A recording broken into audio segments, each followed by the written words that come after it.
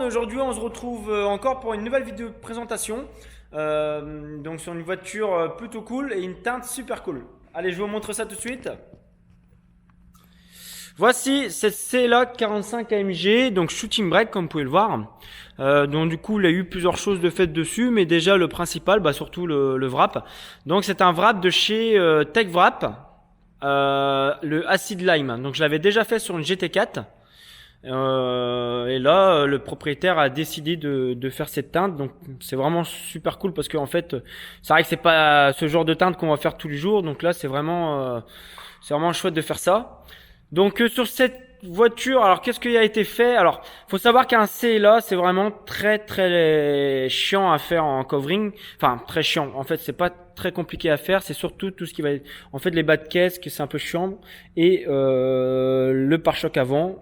Et pare-choc arrière, il y a 2-3 trucs, je vais vous expliquer ça dans quelques minutes. Donc je vous fais le tour un petit peu, donc des détails, et je vais vous expliquer ce que j'ai démonté. Alors, déjà on va commencer par ça. Qu'est-ce que j'ai démonté? Alors, pour faire un beau covering sur une CLA, moi je démonte le pare-choc, donc surtout qu'elle était blanche à l'origine, donc forcément le blanc c'est dur à cacher. Donc démontage du pare-choc avant, les bas de caisse. Donc ensuite je démonte aussi les comment ça s'appelle les petites les inserts qui sont sur le bas de caisse pour bien mettre le film en dessous. Les rétros, les portes, les logos, les baguettes aussi de porte ici, toutes les baguettes. Ensuite les feux arrière, le pare-choc arrière aussi. Après le pare-choc arrière, vous n'êtes pas obligé de le déposer parce qu'en fait ici on peut le décaler. En fait, vous avez une vis là. Après, vous pouvez décaler juste le pare-choc et ensuite, vous pouvez bien mettre votre film derrière. Donc comme les radars, voilà, pareil. Donc le logo Mercedes. Alors souvent, moi, je le casse celui-ci. J'ai du mal à l'enlever en fait sans le casser. Donc souvent, je rachète un neuf directement et après, je remets un neuf. Comme ça, au moins, c'est fait. Donc les feux et c'est tout. Après il y a rien d'autre à démonter. Alors moi quand je fais le covering d'une voiture comme ça, souvent je démonte la porte aussi. Donc elle est blanche et du coup comme ça on peut bien aller. Là je sais pas si là vous allez pas voir, mais vous allez bien voir ici. Comme ça on peut bien aller au fond ici par exemple et on peut bien. Je peux bien tout cacher le blanc quoi. Comme ça au moins il n'y a pas de blanc.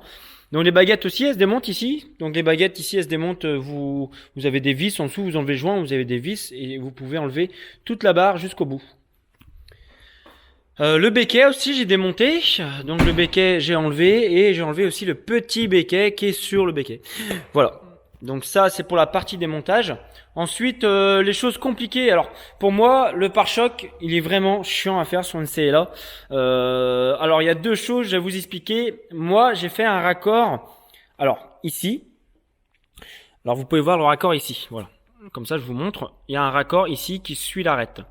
Donc du coup ce raccord là en fait vous allez me dire je suis pas d'accord. Pourquoi tu fais un raccord là, etc. Alors c'est pas question de que je peux pas le faire en fait. C'est que genre techniquement je suis pas capable de faire un pare-choc entièrement. Si, je suis capable. Le seul truc c'est qu'en fait, comme vous pouvez le voir, en fait c'est un métallisé et en fait comme le pare-choc monte vachement ici, moi je trouve que quand on tire le film pour qu'il épouse tout en une seule fois, et après il y a une légère nuance de teinte entre le capot et le pare-choc parce qu'en fait le capot il est presque pas chauffé. Donc on va pas du tout le chauffer pratiquement. Donc du coup, lui, il est pas du tout déformé et celui-là va être il va être vachement déformé. Donc du coup, je trouve que il y a une différence de teinte et après en photo ça se voit et après le propriétaire on va lui dire au fait tiens regarde t'as une différence entre ton capot et ton pare-choc. Donc le propriétaire ça va le saouler. Donc moi j'évite de faire ça. Donc j'ai décidé sur ces teintes là, je fais pas avec toutes les teintes mais sur ces teintes là en tout cas. J'ai fait ça parce que je trouve qu'au moins j'ai zéro différence et voilà, et c'est pas la fin du monde qu'il y a un petit raccord. Donc j'avais déjà prévenu le propriétaire.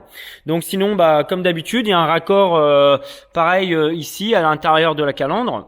Donc vous pouvez le voir ici, je sais pas si vous allez le voir ici. En fait il y a tout un raccord à l'intérieur qui est fait au préalable avant la pose du film et c'est tout hein. Après il n'y a pas d'autres raccords donc voilà. Ensuite, ça. Alors pour la partie, bon ici après vous pouvez démonter. Enfin, après je dis ça, après je sais pas, peut-être tout le monde le fait, peut-être il y en a qui le font pas. Après vous pouvez tirer les boulons ici pour pouvoir décaler l'aile pour bien aller derrière ici à l'intérieur de celui-ci et par exemple ici, vous voyez, comme je vous ai montré là-bas, c'est vraiment parfait quoi. Il n'y a pas de, ouais, on voit pas de blanc quoi. Voilà. Après pour les bas de caisse, donc comme je les ai démontés en fait, du coup, on peut faire un truc vraiment clean ici. Voilà.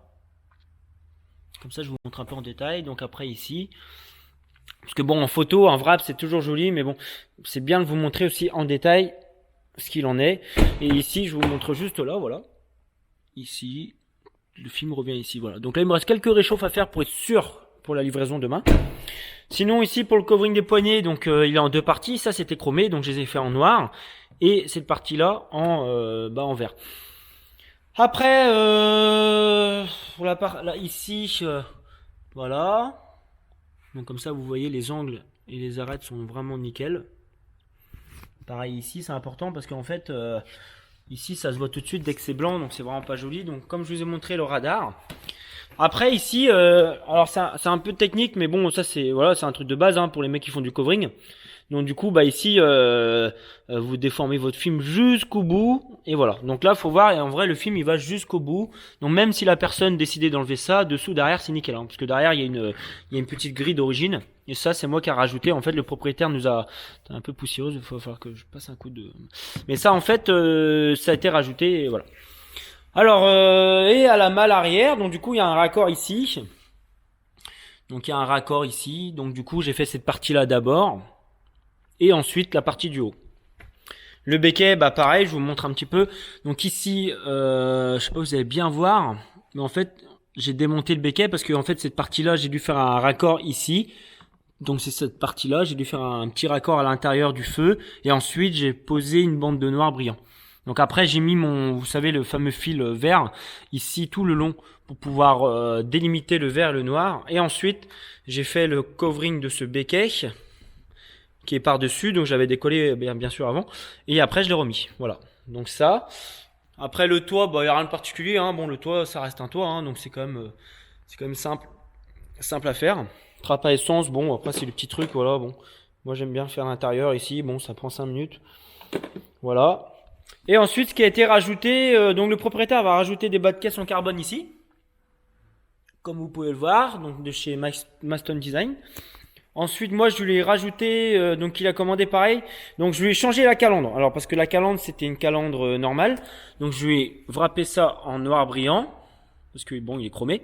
J'ai peint la barre derrière, la barre de renfort en noir, et après je lui ai installé la calandre Panamérica parce que il voulait la faire en noir brillant l'ancienne et le problème c'est que ça tient pas bien en fait si on la fait en peinture comme ça. Donc je lui avais dit mets une Panamérica direct, au moins ça sera plus joli. Et en plus voilà, moi je dois démonter de toute façon le pare-choc et l'autre calandre, donc autant remonter une nouvelle. Et je lui ai installé aussi, vous pouvez voir le kit aéro comme ça en carbone, vous voyez, qui est vraiment très bien fini. Un peu chiant à installer parce que il tombe pas parfaitement, donc il force un peu. Mais sinon, bon voilà. Donc voilà, j'ai fini le tour. Donc comme ça, vous avez pu voir un petit peu. Je vous montre un peu les détails du pare-choc. Sinon, voilà. Donc c'est vrai que le covering du pare-choc il prend du temps. Hein. C'est vraiment, c'est super long. Mais comme ça, je trouvais sympa de vous montrer en détail un petit peu un covering. Donc c'est cool aussi parce que bon, on voit en photo, mais bon, en vrai, la réalité c'est comme ça. Voilà.